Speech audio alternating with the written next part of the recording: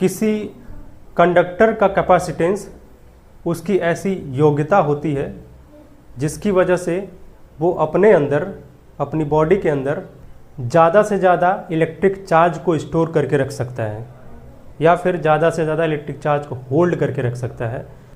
इसी एबिलिटी को कहते हैं कैपेसिटेंस ऑफ कंडक्टर। यानी कंडक्टर का कैपेसिटेंस उस बात पर डिपेंड करेगा कि वो कितना ज़्यादा से ज़्यादा चार्ज अपने अंदर स्टोर करके रख पा रहा है, अपने अंदर होल्ड करके रख पा रहा है। तो आज हम ये कैपेसिटेंस पढ़ेंगे, कंडक्टर का कैपेसिटेंस। कैपेसिटेंस जो ये शब्द है, जो ये वर्ड है, ये किससे बना हुआ है? इसी से बना हुआ है कैपेसिटी। कैपेसिटी का मतलब हो गया है कि भाई कैपेबिलिटी, ऐसी योग्यता, ऐसी क्षमता जिसकी वजह से कोई कंडक्टर अपने अंदर चार्ज को होल्ड करके रख सकता है, उसे कहेंगे electrical capacitance. Capacitance normal word है, अगर इलेक्ट्रिकल लग गया इसके साथ, इलेक्ट्रिकल का मतलब ये हो गया कि जब हम चार्ज की बात करेंगे तो वहाँ इलेक्ट्रिक या इलेक्ट्रिकल वर्ड आ जाएगा। तो चार्ज को स्टोर करने की जो क्षमता है, जो कैपेबिलिटी है, जो कैपेसिटी है, that is called capacitance of the conductor. Conductor का कैपेसिटेंस को कहा जाएगा। अब अगर मान लिया हमारे पास कोई कंडक्टर है, जब भी हम उस पर कोई चार्ज देते हैं, ठीक है, जब भी हम उसको कोई चार्ज देते हैं तो होता क्या है, जब वो चार्ज अपने अंदर ले लेता है, एक्सेप्ट कर लेता है, गेन कर लेता है, तो उसके भीतर एक पोटेंशियल भी डेवलप हो जाता है। ठीक है, तो जैसे ही हम किसी को चार्ज देते हैं, किसी कंडक्टर को, तो उसके अंदर ऑटोमेटिकली पोटेंशियल डेवलप हो जाता है। और जब भी हम उस चार्ज को थोड़ा और बढ़ाते हैं तो वो पोटेंशियल भी उसी हिसाब से बढ़ता है। ठीक है, ये थ्योरेटिकल नहीं, ये एक्सपेरिमेंटल बात है।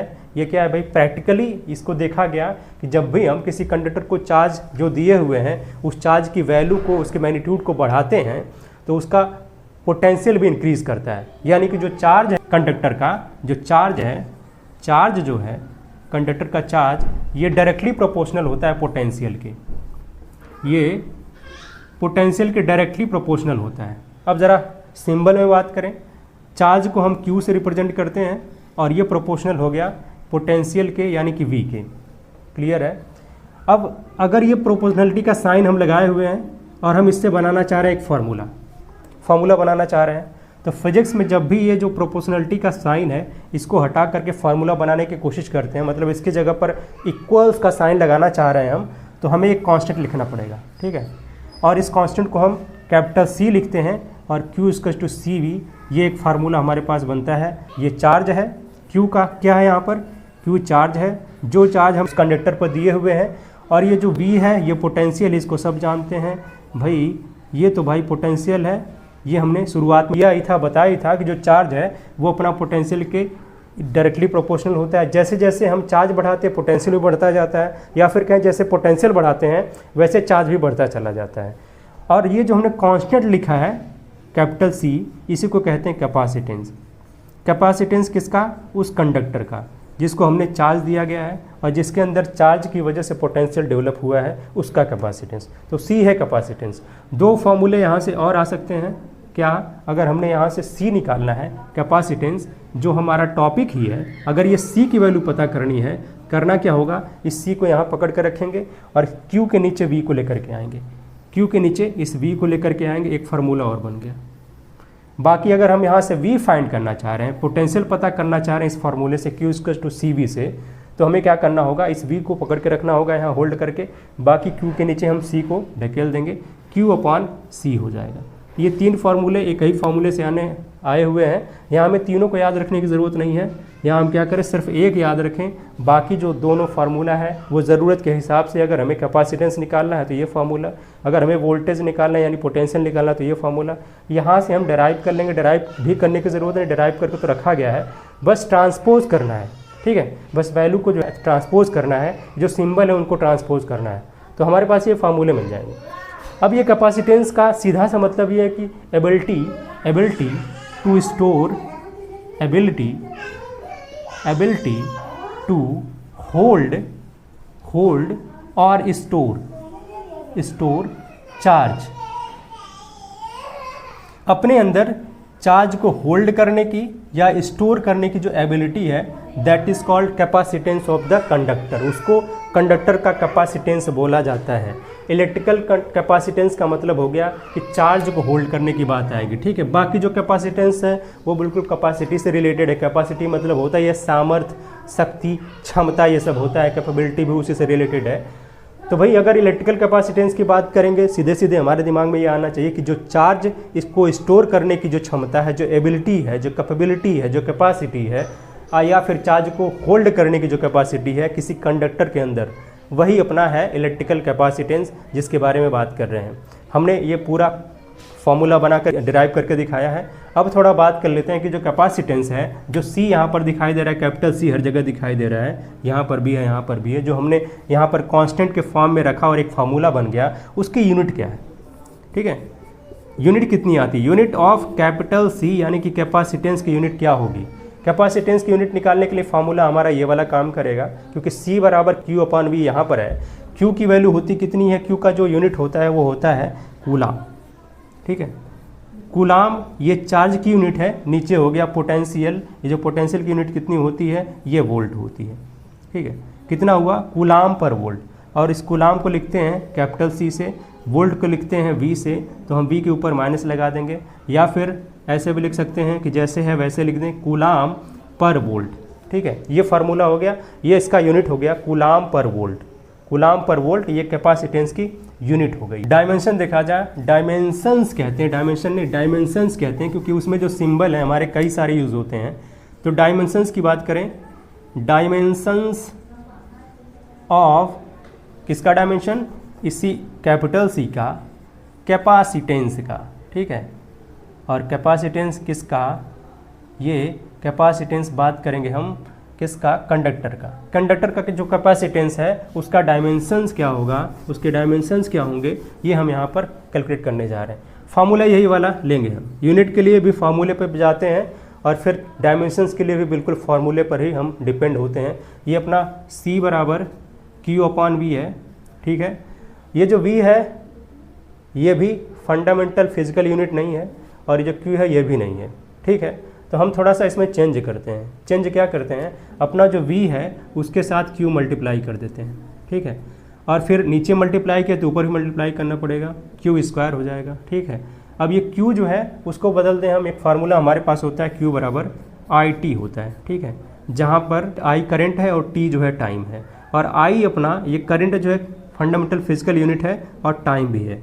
तो ये वाला जो Q है, चार्ज है, वो पूरा का पूरा क्या हुआ? फंडामेंटल फिजिकल यूनिट में कन्वर्ट हो गया। अब हमारे लिए आसान हो जाएगा।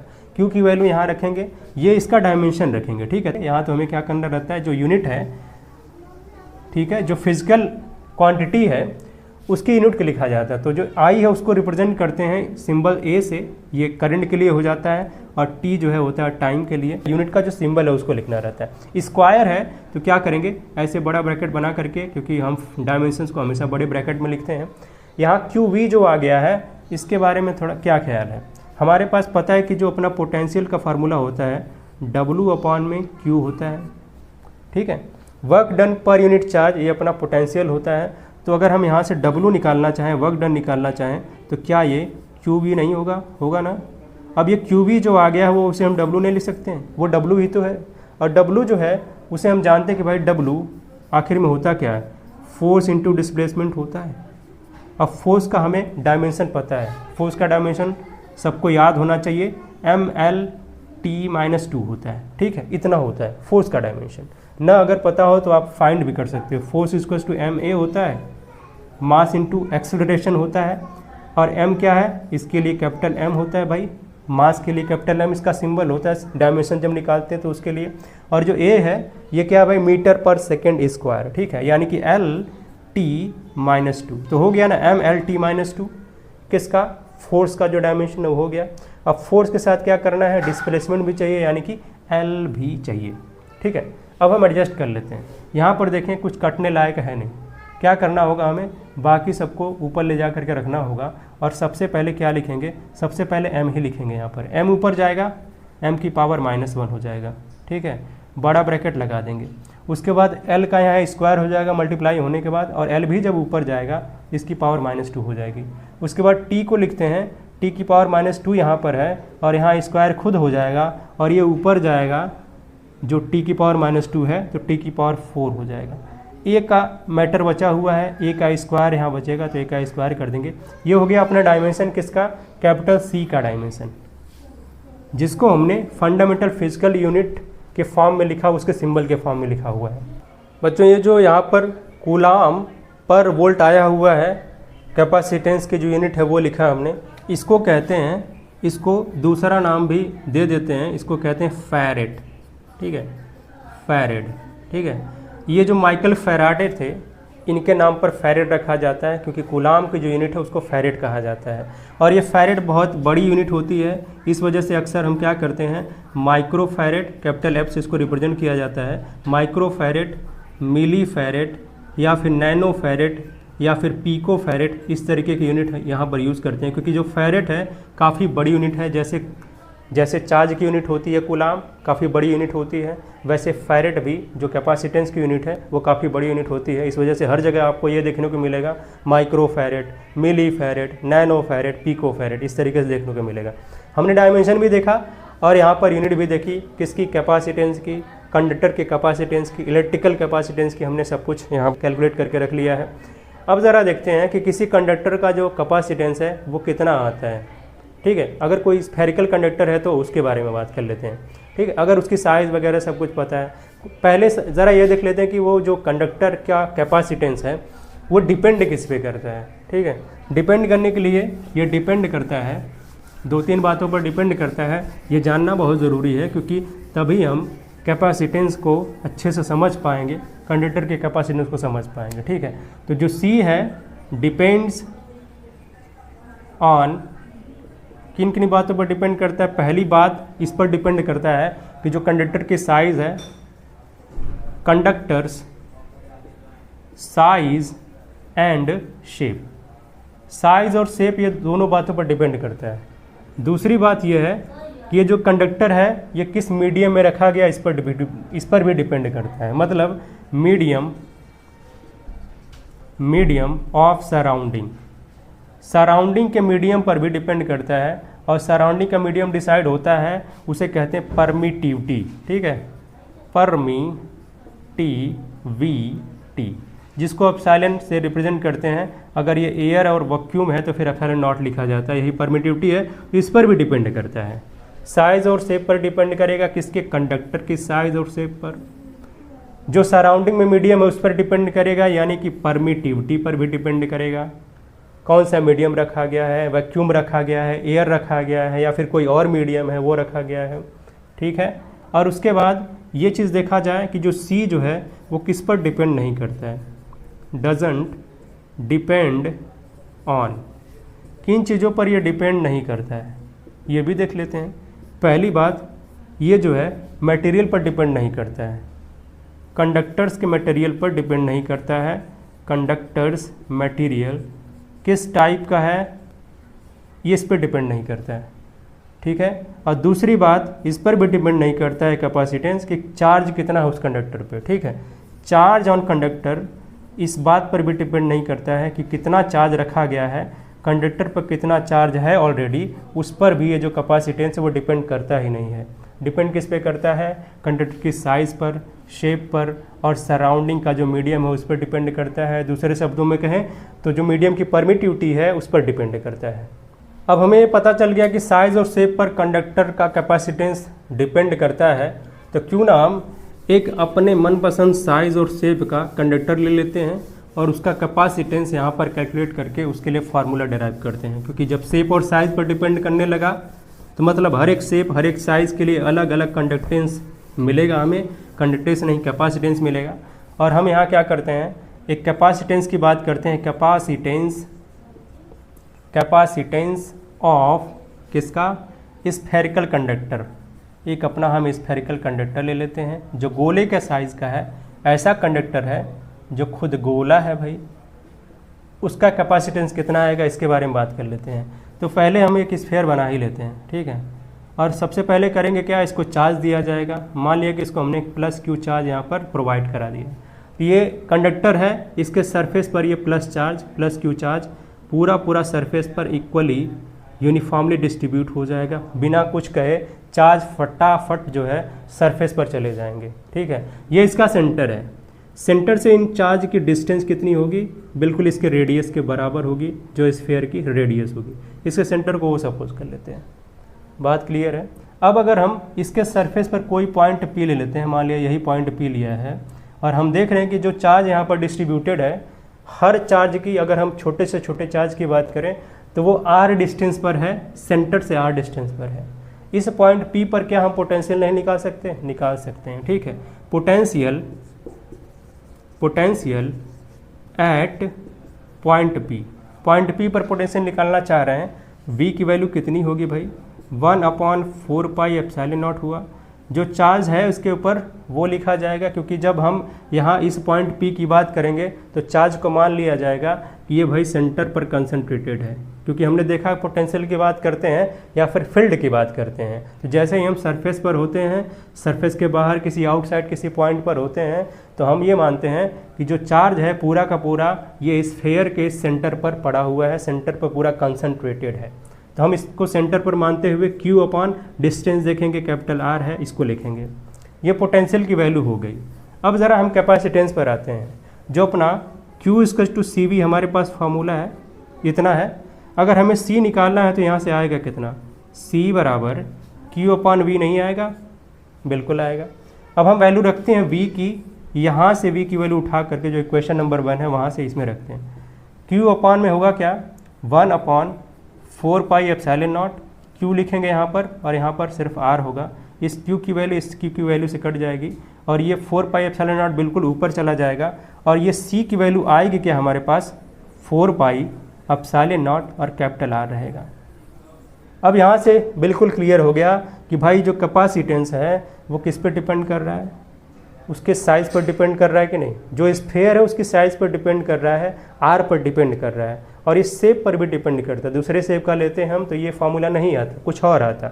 ठीक है, यहाँ पर 4πε0 इंटू R जहाँ पर इस कंडक्टर की रेडियस है, स्फेरिकल कंडक्टर की रेडियस है, उस पर ये बिल्कुल डिपेंड कर रहा है। कैपिटल C यानी कि कैपेसिटेंस, इसकी वैल्यू, इसका फार्मूला क्या हुआ? C = 4πε0 इंटू R क्या है? रेडियस ऑफ द कंडक्टर है, स्फेरिकल कंडक्टर।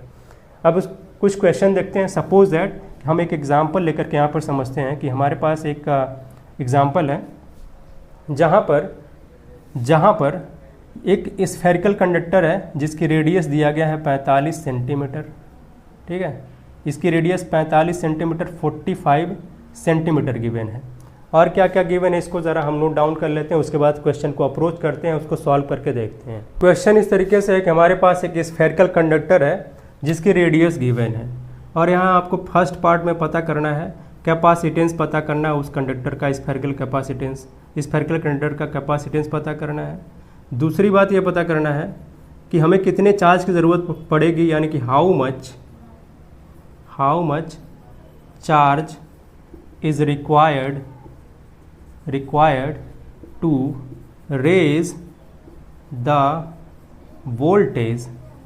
उस स्फेरिकल कंडक्टर का जो वोल्टेज है उसको इंक्रीज करना है, to raise the voltage of conductor, जो स्फेरिकल कंडक्टर है। स्फेरिकल कंडक्टर की बात करेंगे हम यहाँ पर, स्फेयर ही है, स्फेरिकल कंडक्टर टू 10⁴ वोल्ट। अगर हमें इतना उसका पोटेंशियल इंक्रीज कराना है तो कितने चार्ज की ज़रूरत पड़ेगी? दूसरा क्वेश्चन ये है। सोल्यूशन पर आते हैं हम, क्योंकि हमें जो कैपेसिटेंस निकालना है उसके लिए कुछ भी चाहिए नहीं, सिर्फ जो है अगर स्फेरिकल कंडक्टर है ये तो सिर्फ रेडियस चाहिए हमें, बाकी सारी वैल्यू क्या है? कांस्टेंट है। तो C की वैल्यू, पहला जो क्वेश्चन होगा C की वैल्यू निकालने के लिए C इक्वल्स कितना लिखेंगे? 4πε0 है, 4πε0 इंटू R है, वैल्यू को लिखेंगे। इसको मीटर में चेंज कर लेंगे, 45 × 10⁻⁻2 मीटर होगा। क्लियर है। यहाँ लिखेंगे 4 और पाई की वैल्यू है 3.14 और ये जो ε0 की वैल्यू है, ये वैल्यू कितनी है? ये वैल्यू है अपनी 8.85 10⁻12 इतना होता है। और बाकी ये जो R की वैल्यू है 45 × 10⁻⁻2 लिखा जाए, क्योंकि हमने जो सेंटीमीटर में था उसे हमने मीटर में बदल दिया था। अब इन सब को अगर हम मल्टीप्लाई करेंगे आपस में तो वैल्यू आएगी कुछ इस तरीके से। यहाँ जो एप्सिलॉन नॉट की वैल्यू 8.85 10⁻⁻12 होता है, इन सबको सॉल्व करेंगे तो आएगा 50 × 10⁻⁻12 और ये फैरेड आएगा। फैरेड इसकी यूनिट है कैपेसिटेंस की, इतनी वैल्यू आएगी। और इसको हम ये जो 10⁻⁻12 है इसको कहते हैं पीको, तो हम इसको 50 पीको फैरेड लिख सकते हैं। कैपेसिटेंस की ये वैल्यू आई है, उस स्फेरिकल कैपेसिटेंस की, कंडक्टर की जो कैपेसिटेंस है वो इतनी आई है 50 पीको फैरेड। दूसरा जो क्वेश्चन है उस पर आते हैं, दूसरे क्वेश्चन को अप्रोच करते हैं। यहाँ हमारे पास V की वैल्यू गिवन है, V की वैल्यू ऑलरेडी गिवन है 10⁴ वोल्ट है, ठीक है, इतना वोल्ट्स है। पूछा क्या जा रहा है, कितना चार्ज चाहिए, मतलब Q की वैल्यू पूछी जा रही है, बाकी कैपेसिटेंस आ चुका है। तो हमें Q पूछा जा रहा है तो फार्मूला लगाएंगे, Q = CV होता है। यहाँ सबको रख के मल्टीप्लाई कर दें, C की वैल्यू ऑलरेडी आ चुकी है। 50 पीको फैरेड को हम 10⁻⁻12 से मल्टीप्लाई करके फैरेड में बदल लेंगे। उसके बाद V की वैल्यू लिखेंगे 10⁴ है ये।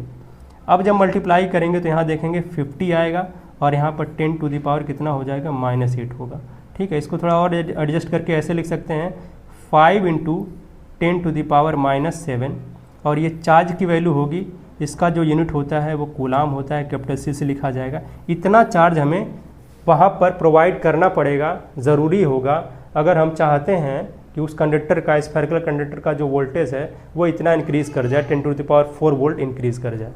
तो ये था, हमने देखा आज इलेक्ट्रिकल कैपेसिटेंस का बिल्कुल बेसिक देखा हमने, क्या होता है इलेक्ट्रिकल कैपेसिटेंस, कैसे जो फार्मूला है Q = CV वो डेराइव होता है, कहाँ से कॉन्सेप्ट आता है, कैसे हम चार्ज बढ़ाते हैं तो वोल्टेज भी बढ़ता है और वोल्टेज बढ़ाते हैं तो चार्ज भी बढ़ता है। लेकिन जो कैपिटल C है वो बिल्कुल चार्ज पर डिपेंड करता ही नहीं है, सिर्फ वो डिपेंड करता है कि कंडक्टर की साइज़ क्या है, शेप क्या है।